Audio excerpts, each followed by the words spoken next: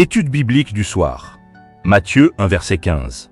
Thème: fidélité dans l'ombre et responsabilité générationnelle. Eliud engendra Éléazar.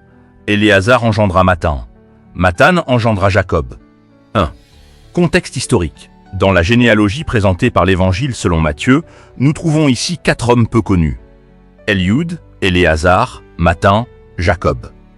Contrairement aux rois célèbres mentionnés plus tôt, ces noms apparaissent dans une période silencieuse de l'histoire d'Israël après l'exil à Babylone. Pas de trône, pas de royaume visible, pas de puissance politique. Et pourtant, la lignée messianique continue. Dieu agit dans l'anonymat. Dieu construit dans la discrétion. Dieu prépare sans bruit. 2. Lecture sociopolitique du texte. Ce verset met en lumière une vérité majeure. Les périodes sans visibilité publique sont souvent des périodes de préparation stratégique. Après l'exil, Israël n'est plus une monarchie indépendante. Le peuple vit sous domination étrangère. L'identité nationale est fragile. Mais la transmission continue. Cela révèle un principe. Une nation ne se reconstruit pas seulement par des révolutions visibles, mais par des familles fidèles qui transmettent des valeurs. 3. Implication pour les leaders politiques.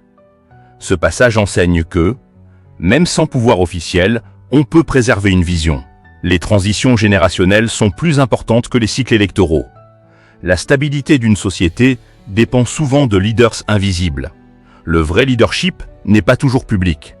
Il est parfois structurel et générationnel. 4. Implication pour les leaders religieux. Entre l'Ancien et le Nouveau Testament, il y a environ 400 ans de silence prophétique. Pas de nouveaux grands prophètes. Pas de révélation canonique. Et pourtant, Dieu prépare la venue du Messie. Un leader spirituel doit comprendre. L'absence de manifestations spectaculaires ne signifie pas l'absence de Dieu.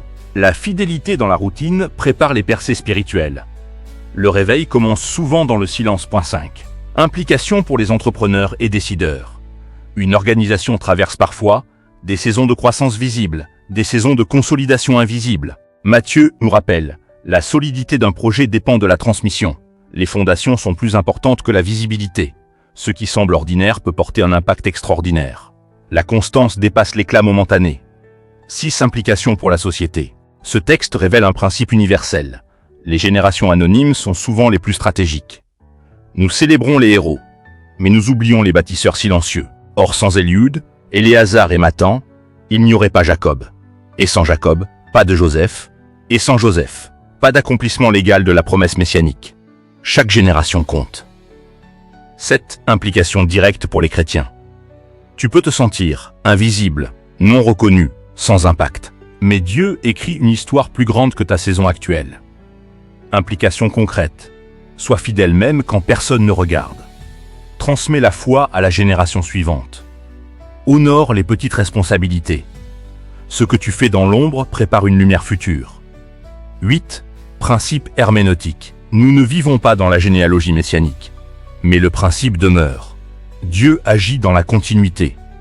La fidélité ordinaire sert un plan extraordinaire. L'histoire divine avance même dans le silence. On applique le principe spirituel, pas la situation historique exacte. 9. Message sociétal. Nos sociétés valorisent la visibilité, l'influence numérique, la reconnaissance immédiate. Matthieu 1h15 nous rappelle: la véritable transformation commence dans la transmission, pas dans la tendance. Ce ne sont pas toujours les plus médiatisés qui changent l'histoire, ce sont les plus constants. 10.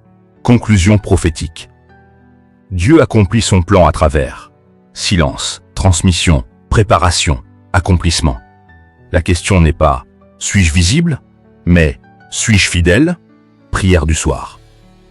Seigneur, dans les saisons silencieuses, garde mon cœur fidèle. Quand je ne vois pas de résultat immédiat, apprends-moi la constance. Fais de moi un maillon solide dans la chaîne de ton plan éternel.